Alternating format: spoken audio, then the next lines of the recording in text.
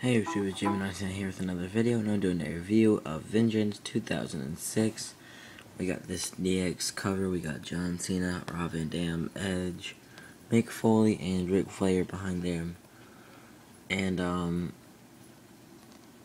it's pretty close to the poster, but it was it was Edge and then John Cena, but nobody else in the DX thing.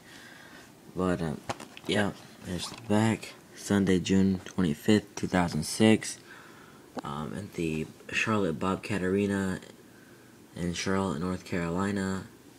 6,800 were in attendance at this pay-per-view. And, let me read you this. DX, the degenerates that instigated the Attitude Era, are reunited at Vengeance. Are you ready? And, yeah, then we got Triple H, Shawn Michaels, Ric Flair, Kurt Angle, Spirit Squad, Kane, and Randy Orton. There's the matches. Here's disc 1, disc 2. They all came with a special bonus disc with extras. And here's just the insert. First match was ECW's Kurt Angle versus Raw's Randy Orton. And this was a good match. But, in this match, they were, Kurt Angle was leaving WWE soon. There was a huge glare. Kurt Angle was leaving WWE soon, and, Randy Orton wasn't as big of a star as he is now. But it went for about 12 minutes. Randy Orton ended up getting the win. It was a good match. And Randy Orton ended up doing the RKO and pinning Kurt Angle. This was, I think, his last pay-per-view match before he went off to TNA. But I'm going to give that match a 8 out of 10, 7.5 out of 10. Just imagine if it would have been like 01, 02, Kurt Angle, whatever, versus Randy Orton today. That would have just been an awesome match. It was like Kurt Angle's prime and Randy Orton right now at the highest point. The next match was, or the next part was Mr. McMahon in his office, just talking to the Spirit Squad people, whatever. I think, no, he got a penis pump or something like that. And then he went in there. He's like, let me try this out. And then our coach gave it to him, and then he went in there. He looked at it, set it down, looked at it again, and then set it back down, and then looked at it again, and then went to the bathroom with it. And then he heard a big pow noise, and he came out with green stuff all over his face. It was like green smoke or something like that. And they made a fake smoke bomb thing or whatever. But the next match was Eugene versus Umaga. Not a very good match. It was only like a minute long. Eugene came out with a bunch of legends. One legend, he would wave his arms to come out another one, and then another one. I was wondering how long that they would come out.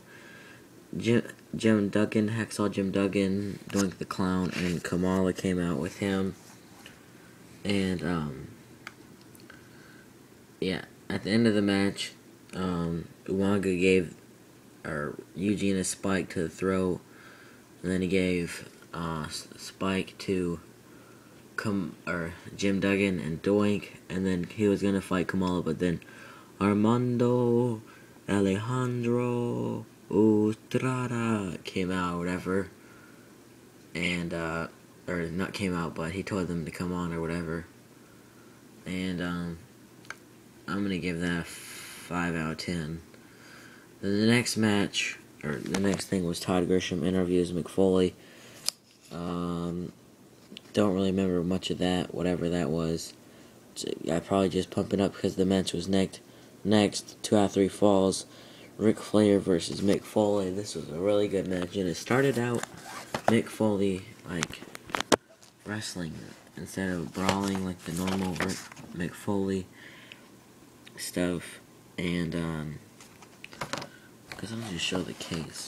But yeah, and but Mick Foley ended up getting the first fall. He I think he got out Mr. Sacco that was like Ric Flair. I don't remember how he got the first fall, but I know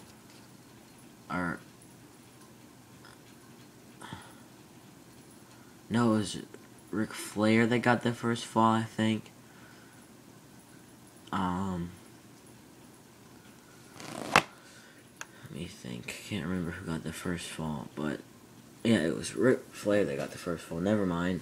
And yeah, one part was stupid because it was 2 out of 3 falls, and the second time Ric Flair was disqualified after Mick Foley tried to like hit him with a chair or something. But they were walking all around the outside, going in the crowd, and the ref wasn't counting them out. Ric Flair even grabbed 2 grapefruits twice in the match. It was pretty stupid that he got disqualified, but those other things happened. But it was only like 7 minutes, but it was good while it lasted. I'm gonna give it a 8.5 out of 10. And after the match, Mick Foley got out Barbie, the barbed wire bat or whatever, and hit him with it and busted him open really bad. His hair went from white blonde to red in about like 10 seconds. And the next part was Spirit Squad in Mr. McMahon's office, and that was like just pumping them up for the match or whatever. And then the next match was another good match, a WWE Championship match. Edge versus Rob Van Dam, or Rob Van Dam versus Edge. This match went on for... Oh, I skipped one, oops. Triple threat match for the Intercontinental Championship. Shelton Benjamin versus Carlito versus Johnny Nitro with Melina. And this was a really good, entertaining match. It went for about 12 minutes. I'm going to go ahead and say that it was the match of the night. It was lots of good spots and stuff, and they were just flying around, and yeah. But at the end of the match, Carlito hit a code-breaker on Shelton Benjamin, and then he was going for the pinfall, and Carlito got pulled out by Johnny Nitro, and he went and pinned Shelton Benjamin, and became the new Intercontinental Champion. I'm going to give that a 10 out of 10. It was a really good match. You need to check that one out. And then the next match was, after I already talked about the Spirit Squad thing, Rob Van Dam versus Edge, ECW's Edge for the WWE Championship. And this match was a good match. It went for about 18 minutes. And but it's for the WWE title, but the ECW title is not on the line. And but RVD ended up getting like the 5-star frog splash or whatever on Edge. They did lots of good stuff. One part of the match, Edge was outside and RVD was about to do that thing where the Edge is hanging over the rail or whatever, and he spun around and missed or whatever as Edge moved. I thought that was pretty cool, and like he almost hit a fan when he did that, and then it was just really good, entertaining match. I'm gonna give that a 9.5 out of 10. And the next match was ECW Extremist in the locker, or the next moment was ECW Extremist in the locker room, and it was just like the ECW people celebrating the RVD win or whatever. And then the next match was Kane versus Imposter Kane, and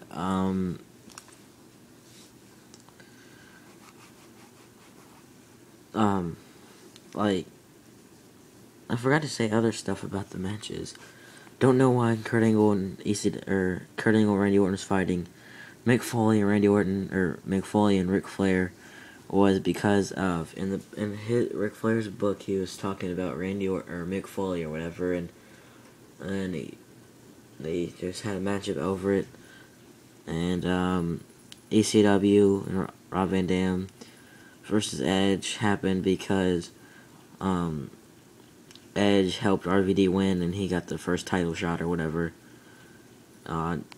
Triple threat match, don't know why. The Shelton Benjamin versus Carlito versus Johnny Nitro was a triple threat heel match, which is pretty rare. And then now back to the Kane versus Imposter Kane. There was an Imposter Kane, and yeah, and there was one like the 1997 looking one with like the both arms covered and the old mask, and Imposter Kane ended up getting a choke slam on the real Kane and pinning him. It was pretty stupid, but I guess good for history wise. Like Kane versus Imposter Kane, sort of like Kane or Undertaker versus Imposter Undertaker, but that one meant more, and a lot more people are talking about that than Kane versus Imposter Kane, but still a cool moment in WWE. But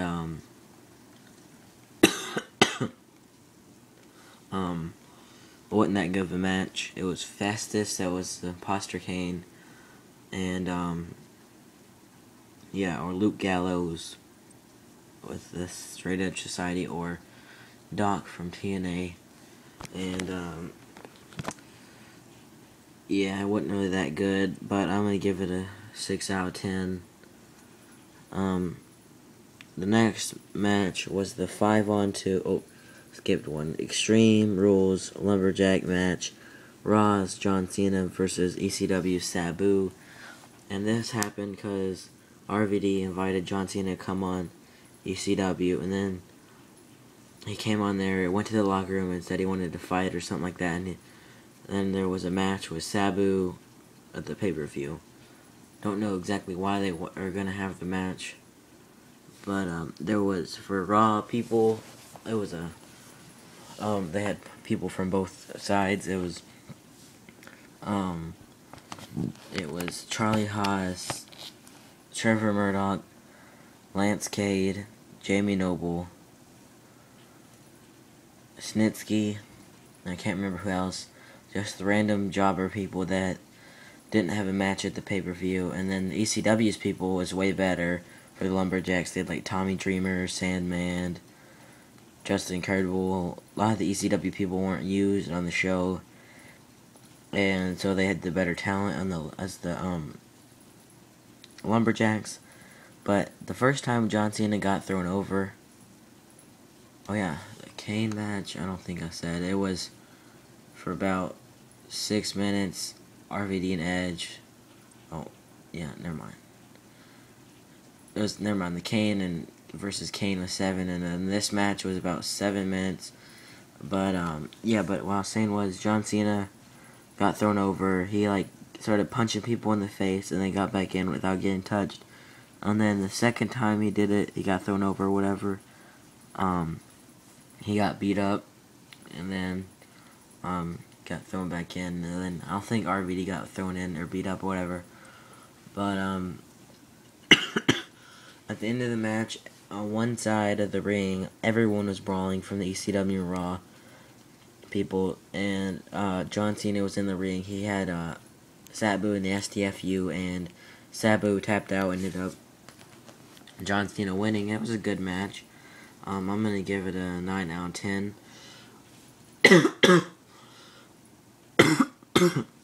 And then the main event was a 5-on-2 non-title handicap match, Spirit Squad versus D-Generation X. And this was about 18 minutes, surprisingly. Triple H and Shawn Michaels versus Kenny, Johnny. It's not in the right order. I forgot the order. It's like Mikey, Kenny, Johnny, Nikki. I don't even remember, but yeah, freaking Nikki, you know who that is? That's Dolph freaking Ziggler. Oh my god, he was main event pay-per-views, and now he's on the pre-show 7 years later. It's ridiculous. Come on, Dolph, they need to do better for you. But, good entertaining match. The Spirit Squad people were still new.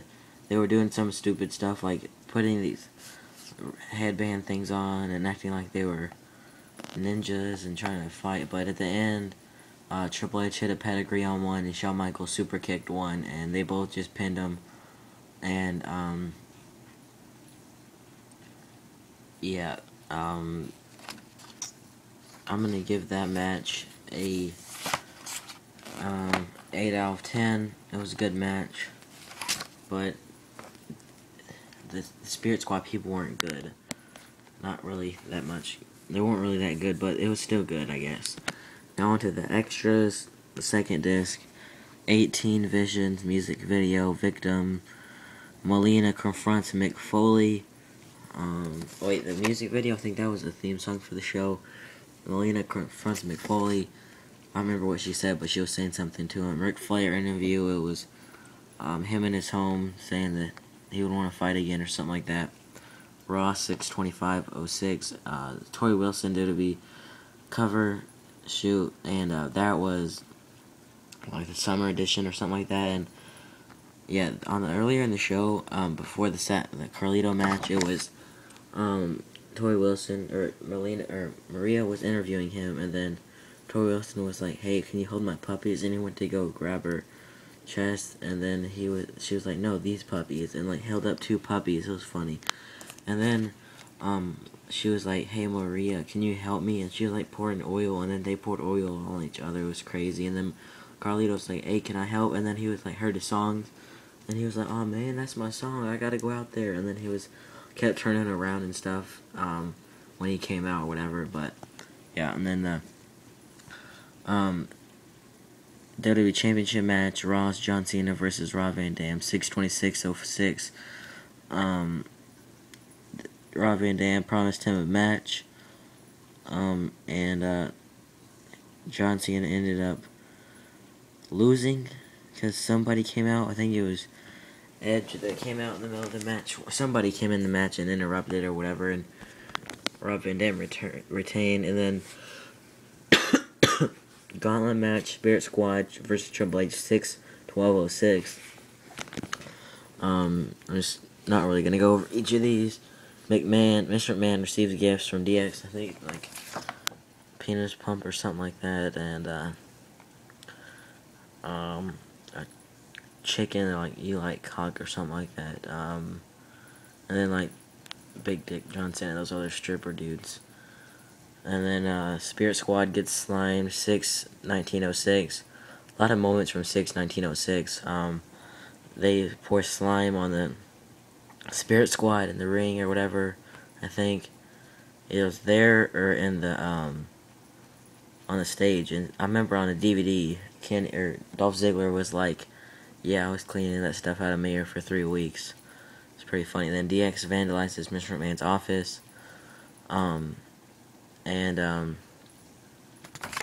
It was like they slammed his head to the wall or whatever, or they like spray painted stuff or whatever, and made funny drawings on his picture, and then DX humiliates Kojak, slam him through the wall, and like pull his pants down. He had a thong on. They like spray painted DX on his butt, and then DX returns. That was like the official return at the end of the show. And then Raw 6/26/06, DX impersonates Mr. McMahon, Shane McMahon, and it was like Triple H was Mr. McMahon and Shawn Michaels was Shane. It was really funny.